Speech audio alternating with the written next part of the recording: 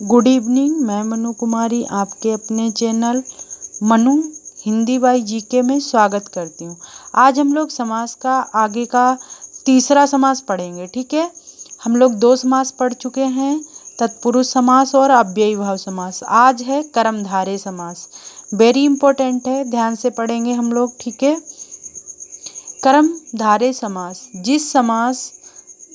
जिस समस्त पद का उत्तर पद प्रधान हो तथा पूर्व व उत्तर पद में उपमान, उपमेय अथवा विशेषण विशेष से संबंध हो, कर्मधारय समास कहलाता है।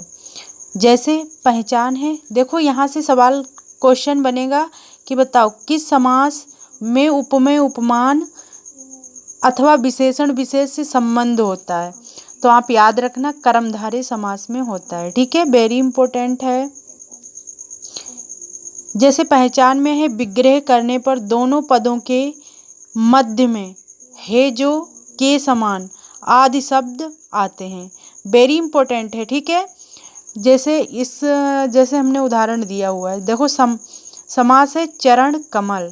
चरण कमल का जब समास विग्रह करेंगे तो इसमें आएगा कमल के समान चरण, वेरी इंपॉर्टेंट है।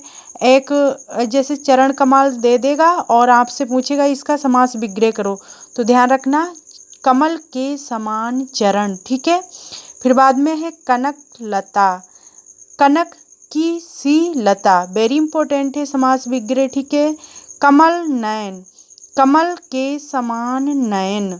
प्राण प्रिय, प्राणों के समान प्रिय। चंद्रमुख, चंद्र के समान मुख। मृगनयनी, मृगनयन, मृग के समान नयन। देहलता, देह रूपी लता। ठीक है, देह रूपी लता। क्रोधाग्नि, क्रोध रूपी अग्नि। लाल मणि, लाल है जो मणि। ठीक है, फिर है नीलकंठ, नीला है जो कंठ, तो वो नीलकंठ कहलाता है। ठीक है, महापुरुष, महान है जो पुरुष, उसे महापुरुष कहते हैं। महादेव, महान है जो देव। ठीक है, महादेव कहलाते हैं। अधमरा, आधा है जो मरा, अधमरा कहलाता है। ठीक है, परमानंद, परम है जो आनंद, वेरी इंपॉर्टेंट है, आप याद रखना। चरण कमल, कनकलता, कमल नयन, प्राण प्रिय, चंद्रमुख, मृगनयन, देहलता, क्रोधाग्नि, लालमणि, नीलकंठ, महापुरुष, महादेव, अधमरा, परमानंद, वेरी इंपॉर्टेंट है, याद रखना। ठीक है, अब चौथा समास है द्विगु समास।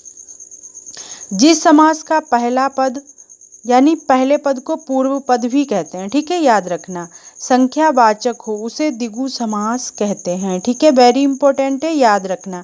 पहचाने, इसमें पहला पद संख्यावाची होगा और समूह या समाहार का ज्ञान होता है। ठीक है, आप उदाहरण से समझिए, वेरी इंपॉर्टेंट है, याद रखना। ठीक है, सबसे पहले सप्त सिंधु, तो इसका समास विग्रह हो जाएगा 7 सिंधुओं का समूह।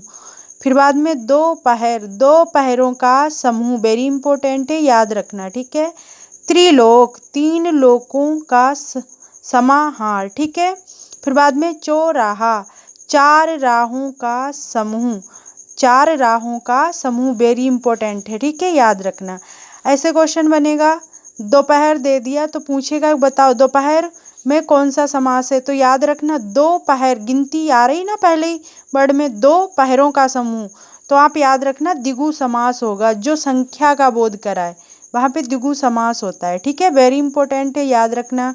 देखो सप्त मतलब 7 का बोध करवा रहा है, 2 मतलब 2 पहरों का बोध करा रहा है, त्रिलोक मतलब 3 लोक। ठीक है, चौराहा यानी 4 मार्ग यानी रास्ता का, जो 4 रास्ता नहीं काटते हैं आपस में, तो उसे चौराहा कहते हैं। ठीक है, याद रखना 4 राहों का समूह, उसे चौराहा कहते हैं, वेरी इंपॉर्टेंट है। द्विगु समास की सबसे बड़ी अच्छी पहचान है कि इसमें संख्या का बोध होता है। ठीक है, वेरी इंपॉर्टेंट है, याद रखना।